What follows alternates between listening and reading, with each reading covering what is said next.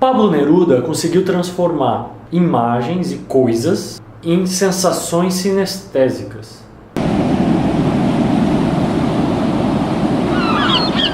Eu postei há algum tempo atrás um vídeo falando sobre como a educação acaba ceifando certos poderes poéticos ou ideias poéticas na medida em que a gente vai se tornando adulto. Um dos exemplos que a gente poderia dar para exemplificar esse fato é de que, por exemplo, uma pessoa que precisa fazer um relatório para o chefe não poderia fazer uma pintura abstrata e entregar para o chefe essa pintura a ponto dele dizer: realmente me parece que esse tom vermelho intensificado mostra uma queda de 23,34% no ticket médio do nosso produto. Isso não vai acontecer. O trabalho que a gente tem diariamente na vida adulta, na maioria dos casos, o trabalho que eu estou chamando como trabalho de adulto, que não é um trabalho artístico, porque ele não é encarado isso, não que ele não deva ser encarado como um trabalho, ele exige exatidão, racionalidade, e essas coisas acabam ceifando todo o poder poético que a gente tem dentro de nós. Pelos motivos de utilitarismo, como a gente falou, porque essas coisas não nos servem e a gente acaba não dando importância, e também por questões de racionalismo, ou seja, eu preciso ser exato, que ser exato, aliás, é o contrário da poesia, é o contrário da arte, né? A arte é a arte de ser subjetiva, não ser objetiva. No livro Canto Geral, do Pablo Neruda, ele coloca algumas das frases de uma maneira em que evoca uma sensação sinestésica e também cria imagens sensacionais na nossa cabeça para falar de coisas que estão lá. Eu trouxe alguns exemplos para exemplificar o que eu quero falar. Quando ele fala: cipós subindo aos cabelos da noite selvática. Será que a gente não consegue enxergar os cipós dependurados nas árvores na noite, iluminado pela lua cheia? Né? Ele cria toda uma atmosfera para falar, mas ele poderia simplesmente falar cipós pendurados nas árvores. Quando ele fala, e essa imagem é bem interessante, dentadura das cordilheiras antárticas, ou seja, no momento em que os cumes das montanhas estão cheios de neve e são brancos, mas a parte de baixo ela ainda é a própria cor da montanha, não dá uma sensação de um contraste tal qual a gengiva com o dente, e poderia pensar que seria a montanha com gelo? É interessante de enxergar esse tipo de coisa, né? Deusa serpente vestida de plumas e enrarecida por azul veneno. Eu tenho certeza de que o azul veneno deve ter lembrado o Pablo Neruda por causa de algum animal peçonhento, de cor extremamente fora dos tons padrões da natureza. Quem nunca viu um sapo completamente amarelo, fosforescente, uma cobra verde que parecia uma folha misturada nas folhas caídas mesmo das árvores, né?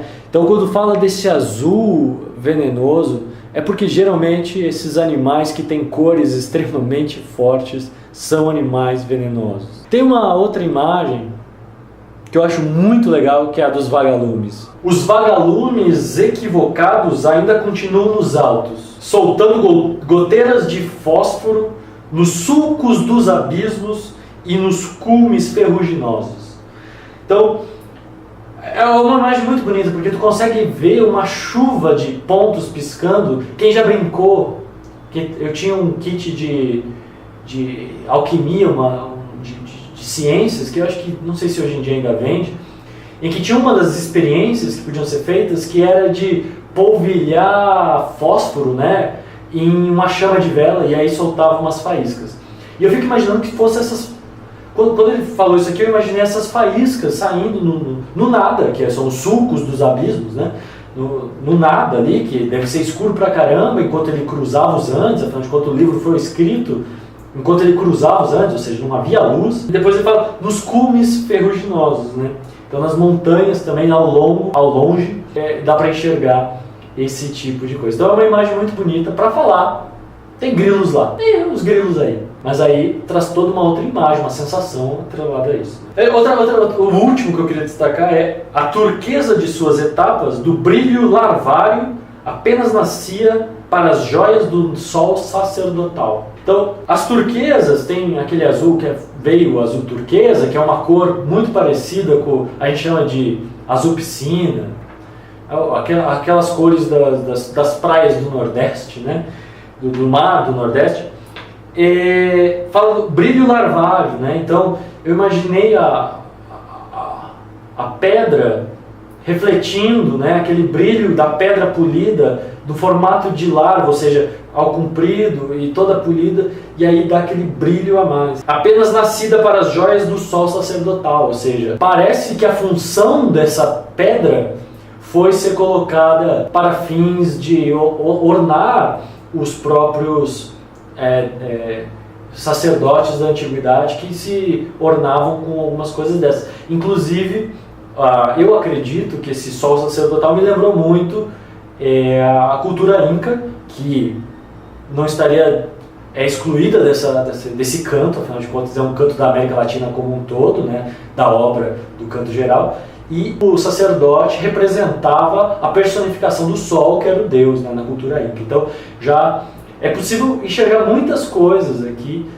que o Pablo quis passar, e ele conseguiu aí também condensar essa poesia, que é o que a gente falava em outros vídeos também, da condensação, em imagens que refletem e remetem a esse tipo de coisa. Eu acho que essas imagens que o Pablo nos traz e que a gente destacou aqui, que nos levaram para muito mais além do que a própria palavra, o próprio destrinchamento da palavra significa, é um bom exemplo de coisas que a gente só consegue no momento que a gente deixa de ser adulto e para de ser o racional, e a gente não aponta mais as coisas. Então eu não digo mais são os grilos, ou são os gafanhotos, ou são as montanhas, ou são as pedras preciosas. Eu saio do óbvio e trago sensações, trago texturas, trago cores para remeter aquilo que talvez seja o óbvio. Essas imagens, poderíamos dizer, são o óbvio ornamentado, ou o óbvio com alegorias que podem expressar e fazer com que a pessoa divague. E isso traz a poesia,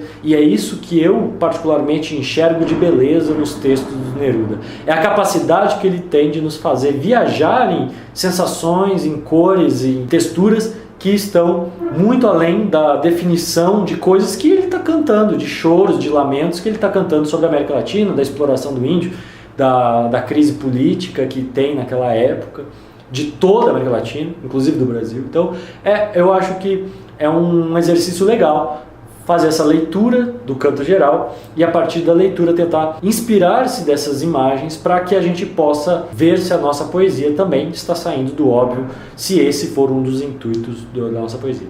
É isso, eu queria deixar agora um abraço e até a próxima.